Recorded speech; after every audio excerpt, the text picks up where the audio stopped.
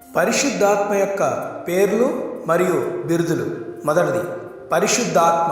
లూకాసు వార్త 11వ అధ్యాయం 13వ వచనం, రోమీలికి రాసిన పత్రిక 1వ అధ్యాయం 4వ వచనం.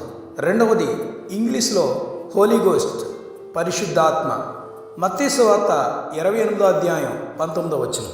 మూడవది దేవుని ఆత్మ, 2 కొరింథీ 15:1, ఆదికాండం 1:2, 1 కొరింథీ 3:16.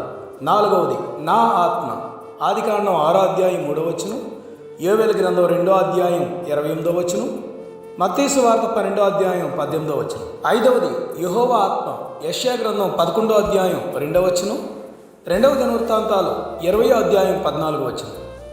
పరిశుద్ధ ఆత్మ, కీర్తన గ్రంథం 51వ అధ్యాయం 11వ వచనం, రోమీలికి రాసిన పత్రిక 1వ అధ్యాయం 4వ వచనం. జ్ఞానాత్మ, యెషయా గ్రంథం 11వ అధ్యాయం 2వ వచనం, ఆలోచన బలములకు ఆధారమగు ఆత్మ, యెషయా గ్రంథం 11వ అధ్యాయం 2వ వచనం. వివేకం గల ఆత్మ, యెషయా గ్రంథం 11వ అధ్యాయం 2వ వచనం. విజ్ఞాపన చేయు ఆత్మ, జకర్యా గ్రంథం 12వ అధ్యాయం 10వ వచనం. సత్యస్వరూపియగు ఆత్మ, యోహాను సువార్త 14వ అధ్యాయం 16వ వచనం. ఆదరించు ఆత్మ, యోహాను సువార్త 14వ అధ్యాయం 26వ వచనం. జీవాత్మ, రోమీలికి రాసిన పత్రిక 8వ అధ్యాయం 2వ వచనం.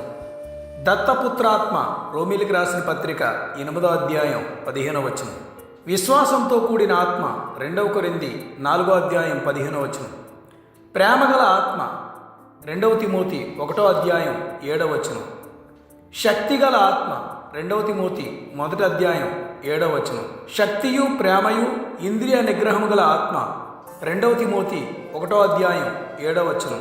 ప్రత్యక్షతనిచ్చు ఆత్మ, ఎఫెసీయులకు రాసిన పత్రిక 1వ అధ్యాయం 17వ వచనం. శక్తిగల ఆత్మ, ఎఫెసీయులకు రాసిన పత్రిక 3వ అధ్యాయం 20వ వచనం. రోమీలికి రాసిన పత్రిక 15వ అధ్యాయం 13వ వచనం. నిత్యాత్మ, హెబ్రీయులకు రాసిన పత్రిక 9వ అధ్యాయం 14వ వచనం. కృపకు మూలమగు ఆత్మ, హెబ్రీయులకు రాసిన పత్రిక 10వ అధ్యాయం 29వ వచనం. మహిమాస్వరూపి అయిన ఆత్మ, మొదటి పేతురుకు రాసిన పత్రిక 1వ అధ్యాయం 17వ వచనం, మొదటి పేతురుకు రాసిన పత్రిక 4వ అధ్యాయం 14వ వచనం.